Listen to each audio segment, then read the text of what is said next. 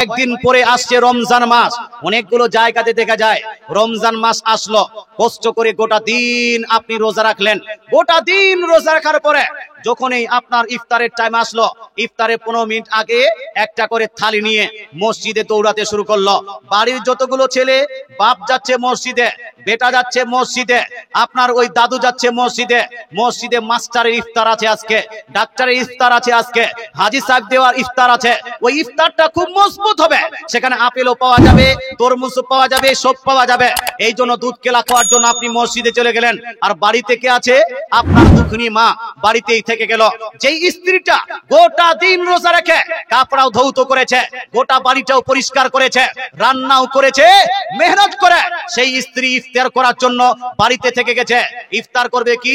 একটু কালাই, একটু কিছু আপনি পেয়েছে আর মুড়ি দিয়ে ইফতার করে ওখানে বাড়িতে থেকে গেল। আপনি সুন্দর করে মসজিদে গিয়ে ইফতার করলেন, আর ডিকার মারতে মারতে বাড়ি গিয়ে কি ইফতার করলেন? নাই, মাস্টার সাহেব দারুণ ইফতার করিয়েছে।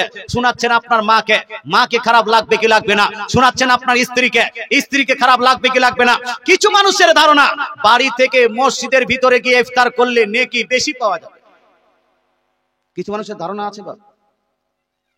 আচ্ছা বলেন তো, বাড়িতে ইফতার করলে বেশি নেকি না মসজিদে? মসজিদে, মসজিদে না? একটু আমি আপনাকে বুঝাই। আমাদের দেশে নামাজি খুব কম, এটা ঠিক, কিন্তু রমজান মাস আসলে রোজাদার কিন্তু নামাজি অপেক্ষা বেশি পাওয়া যায় কি যায় না? বেশি পাওয়া যায়। নামাজের ক্ষেত্রে আমরা পার্সেন্টেজ যদি 20% হয় বা 25% হয়, যে গ্রামে 25% মানুষ নামাজি, কিন্তু রোজার ক্ষেত্রে পাবেন 40 থেকে 45 আপনার পার্সেন্ট মানুষ রোজা রাখে। রাখে কি রাখে না? রাখে। তার মানে রমজান মাস আসলে একটু আমরা বেশি ইবাদত করি বা আল্লাহ ওয়ালা বেশি হয়ে যায়। এক্ষেত্রে দেখবেন যখন বড়রা রোজা রাখছে, তখন বাচ্চা বাচ্চাও বলছে আমিও রোজা রাখবো। আপনার 7 বছরের মেয়ে, 8 বছরের মেয়েটাও বলছে আব্বা আমিও রোজা রাখবো। 5 বছরের ছেলেটাও বলছে আমি রোজা রাখবো। হয় কি হয় না? মুসলমান বাচ্চারা যখন রোজা রাখে, আপনারাও বাচ্চা ছিলেন, ফার্স্ট টাইমে রোজাটা মুখস্থ করেন। বাপ মনে করেন আপনার ফার্স্ট টাইম কিভাবে রোজা রেখেছিলেন। ফার্স্ট টাইমের রোজা, ভোরবেলা ঘুম ভাঙছে না, তবু আপনি ঘুম থেকে উঠলেন, তারপরে আপনার চোখ মুছতে মুছতে আপনি যেন সেহরিটা করেন, সেহরিটা করার পরে তারপরে রোজা রাখার জন্য নিয়ত করলেন, নিয়ত করার পরে রোজা আপনি রাখতে শুরু করলেন। 7, 8টা 10টা পর্যন্ত কোনো সমস্যা হয় না, কিন্তু দিন যত চড়তে থাকে তত ভোগ লাগতে থাকে। লাগে কি লাগে না? তৃষ্ণা লাগে, ভোগ লাগে, ভোগ লাগে। কিন্তু আপনি ওই যে রোজা রেখেছেন, আব্বা আমি রোজা রেখেছি, আর যেই দিন রোজা রাখবেন সেই দিন বাচ্চাটা একটু কথা বেশি বলে। বেশি কথা বলার কারণে আরো বেশি খারাপ লাগে, লাগে না? বেশি কথা বলার কারণে বেশি খারাপ লাগে। বাচ্চাটা কথা বলতে গেছে, 12টা হয়ে গেছে, বাচ্চার অবস্থা খারাপ হয়ে গেছে। 8 বছর বা 9 বছরের বাচ্চা, 9 বছরের মেয়ে আপনার রোজা রেখেছে, 12টার সময় অবস্থা খারাপ। তখন আপনি বুঝাতে লাগলেন বেটি আর বাস ওই যে আদা চলে গেছে আর আদা আছে। কোনো মতো করে বাচ্চাটা গোসল স্নান করে 2টা বাজলো, আব্বা কখন টাইম হবে? কই আজকে দিনটা তো যাচ্ছে না, ভুগ লেগে গেছে, বাস বাস আর বেশিক্ষণ না। এই যে সময় হয়ে আসলো, 4টা বাজতে চললো। যখনই আপনি আসরের নামাজ হয়ে যাবে, আসরের নামাজের পরে মনে হয় 24 ঘন্টার আরো আপনার টাইম আছে, এরকম এক এক মিনিট তাদের জন্য বিশাল আপনার অসুবিধা হয়ে যায়। তখন আপনি যদি বুঝান বেটি বাস দাঁড়াও, এই যে একটু পরে ইফতার হবে, একটু পরে আজান দিবে, বাচ্চাটা ভরসা পাবে, বাচ্চাটা শক্তি পাবে, বাচ্চাটা মায়া মমতা পাওয়ার কারণে হয়তো কিছুক্ষণের জন্য হলেও সে পিপাসাটাকে ভুলে যাবে। মুসলমান আপনাকে বলতে চাই, বাপের দিলাসা পাওয়ার জন্য, বাপের আপনার ওই সান্ত্বনা পাওয়ার জন্য বাচ্চাটা রাখতে রাখতে রাখতে রাখতে যখন আপনার একদম বেহাল হয়ে গেছে, বেহাল মানে ইফতারে আধা ঘন্টা আগে, ইফতারে আধা ঘন্টা আগে বাচ্চাটা বেহাল, সেই সময় আপনি একটা থালি নিয়ে নিজের মাকে বাড়িতে রেখে, ওই বেটিটাকে বাড়িতে রেখে, নিজের স্ত্রীকে বাড়িতে রেখে আপনি হাজী সাহেবের ইফতার খাওয়ার জন্য মসজিদে চলে গেছেন। বলুন তো ওই যে আধা ঘন্টা বিশাল টাইম লাগে কি লাগে না? বিশাল আধা ঘন্টা তোদের কথা। 5 মিনিট যদি টাইম থাকে, এই 5 মিনিট মুড়িটা নিয়ে বসে থাকলে মানে 5 মিনিটটা মানে 5 ঘন্টা হয়ে গেছে, এমন একটা পরিস্থিতি হয়ে যায়। সেই বাচ্চার কাছে যদি আপনি থাকতেন, তাকে ভরসা দিতে পারতেন, তাকে আপনি দিলাসা দিতে পারতেন, তাকে আপনি সান্ত্বনা দিতে পারতেন, ওই সান্ত্বনা দিতে পারলেন না। বুড়ি মা, বৃদ্ধা মা রোজা রেখেছে, সেই বৃদ্ধা মাকে আপনি সান্ত্বনা দিতে পারতেন, সেটাও দিতে পারলেন না। স্ত্রীরা যতই মেহনত করুন না কেন, স্ত্রীর খাবারের সময় যদি স্বামী কাছে থাকে, স্ত্রীকে সব থেকে বেশি ভালো লাগে। লাগে কি লাগে না? লাগে। সেই সময় স্ত্রীকেও রেখে দিয়ে আপনি চলে গেলেন, এটাকে বাচ্চাকে সান্ত্বনা দিলেন না। বলেন তো এবার মসজিদে গিয়ে ইফতার করলে বেশি নিকে পাবেন, না ওই ইফতারটা ওই মায়ের সঙ্গে বসে যদি করতেন, ওই বাচ্চাটার সঙ্গে বসে করলে, ওই স্ত্রীর সঙ্গে বসে করলে বেশি নাকি পাতেন? কোনটা? বাড়িতে না মসজিদে? বাড়িতে। বাড়িতে ইফতার করলে বাপ মায়ের সঙ্গে এটা বেশি নাকি? আর আমাদের দেশে অনেকগুলো জায়গাতে, এইদিকে কি হয় জানি না, আপনাদেরকে খারাপ বলছি না, কিন্তু অনেকগুলো জায়গাতে এক তো মসজিদে খাওয়া দাওয়ার জায়গা নয়, 2 নাম্বার মসজিদে গিয়ে ইফতারের আয়োজন করতে গিয়ে চিল্লা চিল্লি, ভিড় ভাড়, খাওয়া, এদিকে মুড়ি ওইদিকে সবকিছু আপনার হয়ে যায়, হয় না? এই জন্য মসজিদের ভিতরে কোন রকম ইফতারে পার্টি করবেন না। যদি করতেই হয়, করার ইচ্ছা খুব থাকে, ইফতার করানো খুব নেকির কাজ। বাপ কেউ যদি ইফতার করায়, ইফতার করার কারণে রোজা রাখার সমতুল্য নেকি পায়। জোরে বলেন সুবহানাল্লাহ। ইফতার করবেন, কেউ যদি আপনার পানি দিয়ে ইফতার করায় তবু অনেক নেকি। মুসলমানরা যদি পানি, খেজুর ইত্যাদি দিয়ে রোজ ইফতার করানোর পরে রোজাদারকে যদি পেট ভরে খাবার খাওয়ায়, রাসূলুল্লাহ সাল্লাল্লাহু আলাইহি ওয়াসাল্লাম বলেছেন কাল কিয়ামতের মাঠে উত্তপ্ত ময়দানে কঠিন আযাবের দিনে এই ব্যক্তি যদি পিপাসিত হয়, একে হাউজে কাউসারের এমন পানি পান করাবো যে জান্নাতে যাওয়া পর্যন্ত আর পিপাসা লাগবে না। জোরে বলেন সুবহানাল্লাহ। এই জন্য আমরা মিলাদের আয়োজন করি। কিছু মানুষ মিলাদ থেকে দূরে চলে যায়, মিলাদের আয়োজন করি, কারণ মিলাদ পড়লে বাড়িতে বরকত হয়, দরুদ পড়লে বাড়িতে রহমত হয়, সালাম পড়লে বাড়িতে শান্তি আসে। আসে কি আসে না? মিলাদ করলে বাড়িতে কি হয়? বরকত। দরুদ পড়লে বাড়িতে কি হয়? রহমত। সালাম পড়লে বাড়িতে কি হয়? শান্তি। মুসলমান যেখানে যেখানে আপনি আপনার মিলাদের আল্লাহ রাসূলের জিকির করবেন, সেখানে বরকত হবে। আর দরুদ আপনার রহমতের কথা আমার রাসূলুল্লাহ বলেছেন, হাদিসটি লিপিবদ্ধ আছে সহিহ মুসলিম শরীফ জিল নাম্বার 1 হাদিস নাম্বার আপনার 875 এর মধ্যে রাসূলুল্লাহ বলছেন, মান সাল্লা আলাইকা ওয়াহিদা সাল্লাল্লাহু আলাইহি আসরা, কোন ব্যক্তি যদি আমার প্রতি একবার দরুদ শরীফ পড়ে, আল্লাহ তাআলা সেই ব্যক্তির প্রতি 10 বার রহমত নাযিল করেন। জোরে বলেন সুবহানাল্লাহ। বাড়িতে যদি বরকতের প্রয়োজন হয়, বাড়িতে যদি ইনকাম কম হয়ে যায়, বাড়িতে যদি ডেভেলপমেন্ট কম হয়ে যায়, বাড়িতে যদি অসুস্থতা বৃদ্ধি পায়, বাড়িতে যদি ইনকাম করার পরে ইনকাম যদি না টিকে, বাড়িতে যদি স্বামী স্ত্রীর মধ্যে ঝামেলা লাগে, বাপ মায়ের মধ্যে যদি ঝামেলা লাগে, যদি সন্তান এবং পিতার মধ্যে যদি মতানৈক্য দেখা যায়, তাহলে বাড়িতে মিলাদ এবং ফাতিহা করে নাও। জোরে বলেন সুবহানাল্লাহ। বরকত হবে, বরকত হবে। আমাদের বুজুর্গানে দিন এমনিতে মিলাদ ফাতিহাকে চালু করেননি। আর সালামের প্রসঙ্গে আমার রাসূলুল্লাহ বলছেন, কেউ যদি আমার প্রতি একবার সালাম পড়ে, আল্লাহ তাআলা সেই ব্যক্তির প্রতি 10 বার শান্তি নাযিল করেন। আর যদি কেউ মিলাদের আয়োজন করে, মিলাদের আয়োজন প্রসঙ্গে সুনান তিরমিজি জিল নাম্বার 2 পেজ নাম্বার 173 এর মধ্যে রাসূলুল্লাহ বলছেন, মা জালাসাক মা মিন কওমিন ইয়াসকুনুনাল্লাহ ইল্লা হাফফাত বিহুমুল মালায়েকা ওয়া গাশিয়াতুহুমুর রাহমা ওয়া নাযালাত আলাইহিমুস সাকিনা ওয়া যাকারাহুমুল্লাহু ফী মান ইনদা। কোথাও যদি মিলাদের আয়োজন হয়, যেই জায়গাতে মানুষ একত্রিত হয়ে আল্লাহর জিকির করবে, রাসূলের প্রতি দরুদ এবং সালাম পড়বে, আল্লাহর কাছে দোয়া খায়ের করবে, এই রকম একটা যদি মিলাদের আয়োজন যেখানে যেখানে করা হবে, আল্লাহ তাআলা সেই জায়গাতে রহমতের ফেরেশতাদেরকে প্রেরণ করে সেই জায়গাতে রহমতের বৃষ্টি বর্ষণ করান। জোরে বলেন সুবহানাল্লাহ। ওয়া যাকারা ওয়া নাযালাত আলাইহিমুস সাকিনা, আর তাদের প্রতি শান্তি নাযিল করেন। অশান্তি ছিল বাড়িতে, শান্তিতে পরিণত হবে। মুসলমান ওয়া যাকারাহুমুল্লাহু ফী মান ইনদা, আর আল্লাহ তাআলা যতগুলো মানুষ মিলাদে অংশগ্রহণ করবে, প্রত্যেকটা মানুষের আল্লাহ তাআলা নিজ ফেরেশতাদের মধ্যে তাদের প্রশংসা করবেন। জোরে বলেন সুবহানাল্লাহ। এই জন্য রমজান মাস আসছে, রমজান মাসে প্রত্যেকটা বাড়িতে বাড়িতে মিলাদের প্রয়োজন আছে কি নাই? এটা আছে কি নাই? শুধু রমজান মাসে নয়, প্রত্যেক মাসে করা উচিত। প্রত্যেক মাসে কেন, প্রত্যেক সপ্তাহে করা উচিত। প্রত্যেক সপ্তাহে কেন, প্রত্যেক দিনে করলে আরো বেশি ভালো। জোরে বলেন সুবহানাল্লাহ। অত টাকা দিতে পারবো না মৌলভী সাহেবকে। একবার মিলাদ করতে গেলে 500 টাকা দিতে হচ্ছে। কত দিচ্ছে? আরো দিলে একটু ভালো হয়। আচ্ছা,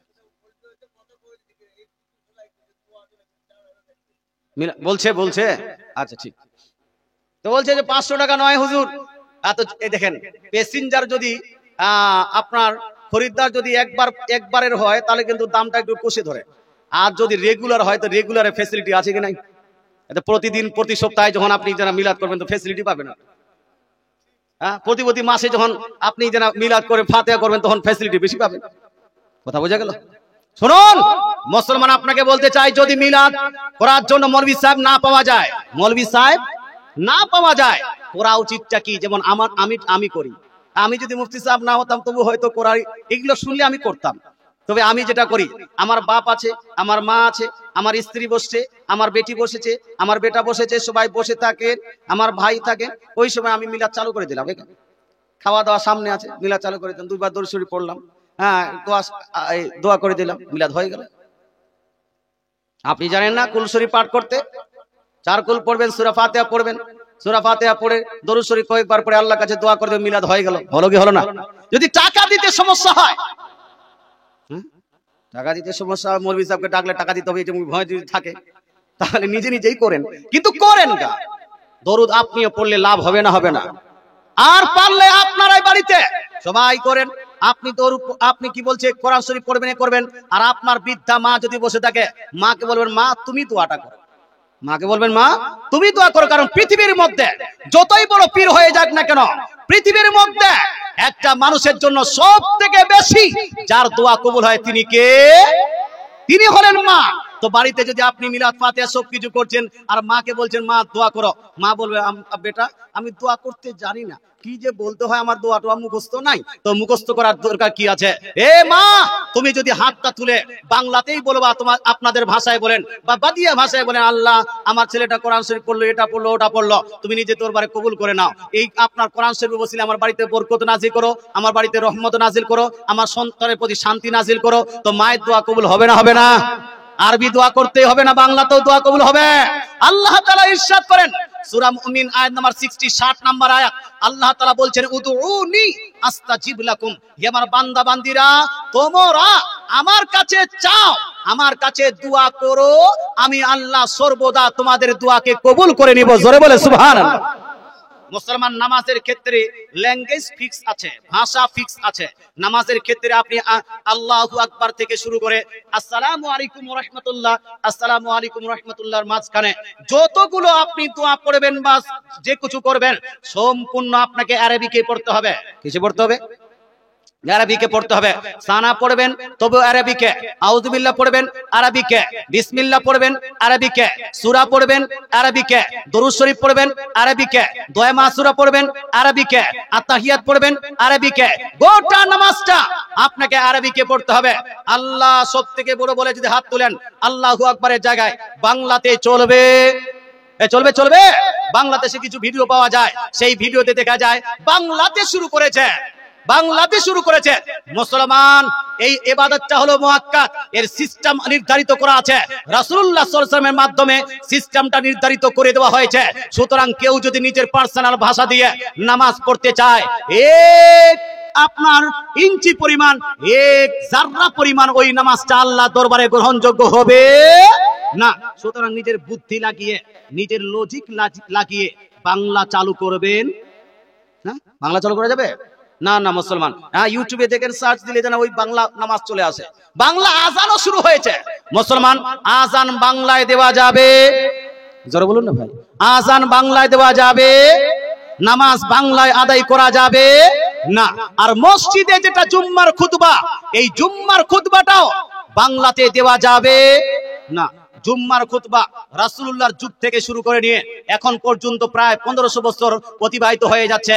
মুতাওয়াতির মুতাওয়ারিস তৌর পর যতগুলো সাহাবায়ে কেরাম আরব এবং আজম সব জায়গায় জানা গেছেন, আপনার তাবেঈনরা আপনার ওই উমাইয়া যুগে, আব্বাসী যুগে, আপনার আরব ও আজম সব জায়গায় মুসলমানরা যুদ্ধ করেছেন, কিন্তু কোথাও বাংলাতে, কোথাও ইংলিশে, কোথাও হিন্দিতে, কোথাও সংস্কৃতে জুম্মার খুতবা দেওয়া হয়নি। সব জায়গায় জুম্মার খুতবা দেওয়া হয়েছে কিসে? কোন ভাষায়? আরবিকে। এখন কিছু মাস্টার আছে বা কিছু শিক্ষিত মানুষ আছে, কিছু বলছে, আমি সবাইকে খারাপ বলছি না, ওরা বলছে যে মৌলভী সাহেব প্রতিদিন খালি জুম্মার দিনে কি যে পড়ছে কিছু বোঝা যাচ্ছে না, তো যদি দিতেই হয় তা বাংলাতে দাও না, তাহলে আমরা বুঝবো। বাংলাদেশে কিছু বক্তারা শুরু করেছে, খুতবা মানে হলো বক্তৃতা। খুতবা মানে কি? খুতবা মানে কি? বক্তৃতা, বক্তব্য। মুসলমান, বক্তব্য যেহেতু খুতবা, আর বক্তব্য দেওয়া হয় মানুষকে বোঝানোর জন্য, মানুষকে বোঝানোর জন্য। সেই ক্ষেত্রে বাংলাতেই হওয়া উচিত জুম্মার খুতবাটা, আরবিকে দেওয়া যাবে না। এটা হলো বাংলাদেশে কিছু তার ছুটছে না ওই শেখদের যারা আপনাদের গল্প। কথা বোঝা গেল? লজিক লাগিয়েছে, কোনো দলিল নাই যে বাংলাতে দেওয়া যাবে। আপনার নবীজির যুগে বা সাহাবীদের যুগে, তাবেঈনদের যুগে গোটা বিশ্বের মধ্যে মুসলমানরা ভ্রমণ করেছে, আপনার যুদ্ধ করেছে, কোন জায়গা থেকে অন্য ভাষায় খুতবা দিয়েছেন এটার কোনো নজির দিতে পারেনি কেউ। কিন্তু ওই যে আপনার খুতবা মানে হলো আপনার বক্তৃতা মানুষকে বোঝানোর জন্য দেওয়া হয়, এই জন্য এই খুতবাটা দিতে হবে কিসে? বাংলাতে দিতে হবে। এই জন্য তারা বাংলাতে খুতবা শুরু করেছে। আমি বলবো ভাই, তোমার তো এক দলিল নাই, আর তোমার যে লজিক দিয়েছো, যেই যুক্তিটা দিয়েছো, এই যুক্তি কাজে আসবে না। কারণ এই যুক্তি যদি লাগানো হয় তাহলে এই যুক্তিতে ইসলাম টিকে থাকবে না। আচ্ছা বলেন তো, কোরআন নাজিল হয়েছে কিসের জন্য? কিসের জন্য নাজিল হয়েছে বলতে পারছে না? কোরআন নাজিল হয়েছে বুঝা আপনার হেদায়েতের জন্য। হেদায়েত মানুষ পাবে কখন? যখন বুঝবে কখন? যখন আপনাকে বাংলাতে আপনার ট্রান্সলেট করে দেওয়া হবে, তরজমা করে যাবে, ব্যাখ্যা বিশ্লেষণ করে, তখন না? না বলেন ভাই। কোরআন নাজিল হয়েছে মানুষের হেদায়েতের জন্য, মানুষের শিক্ষার জন্য। আল্লাহর ইবাদত কিভাবে করবেন, নিজের জীবনকে কিভাবে অতিবাহিত করবেন, বাপ মায়ের কিভাবে খিদমত করবেন, কার সঙ্গে কার পূজা করতে পারবেন, কার ইবাদত করতে পারবেন না, এই উদ্দেশ্যে কোরআন নাজিল হয়েছে। কোরআন তেলাওয়াত করা হয় এই উদ্দেশ্যটাকেই পূরণ করার জন্য, নাকি ভাই?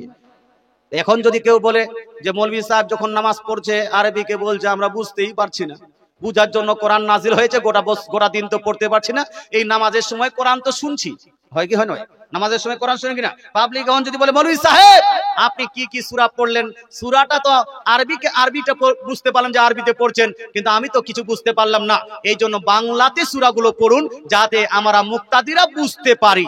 তাহলে এই যুক্তি যদি লাগায়, এই যুক্তিতে নামাজকে বাংলাতে করা যাবে? যাবে। যেভাবে এই যুক্তিতে নামাজকে বাংলায় করা যাবে না, তদ্রূপ ওই বাংলাদেশের ওই যুক্তিতে খুতবা মানে বক্তৃতা মানুষের বোঝানোর জন্য হয়, এই যুক্তিতেও জুম্মার খুতবাটা বাংলাতে করা যাবে না, আরবিতেই পড়তে হবে। এই জন্য আমাদের সুন্নি মুসলমানরা করি কি, যেমন মনে করেন যে হয়তো একটার সময় আমাদের খুতবা আছে, তো এ মৌলভী সাহেব 12টা 10 আজান দিয়েছে, আর 12:30টার সময় বক্তৃতা দিতে শুরু করলো, 12:30 থেকে নিয়ে 1টা পর্যন্ত বক্তৃতা দিল, তারপরে খুতবা পড়ছে। খুতবা লাগে 5 মিনিট বা 4 মিনিট বা 3 মিনিট বা 10 মিনিট জোরের ঊর্ধ্বে, কিন্তু বক্তৃতাতে আধা ঘন্টা করলো ভাই। হ্যাঁ, তো বুঝা তো এতটাই জোর করা, সেটা এই বক্তৃতার উপর আমল করা তো কমসে কম উচিত। মুসলমান আল্লাহ তাআলা বুঝার তৌফিক দান করুক, বলেন আমিন। একবার দরুদ শরীফ পড়ুন, আল্লাহুম্মা।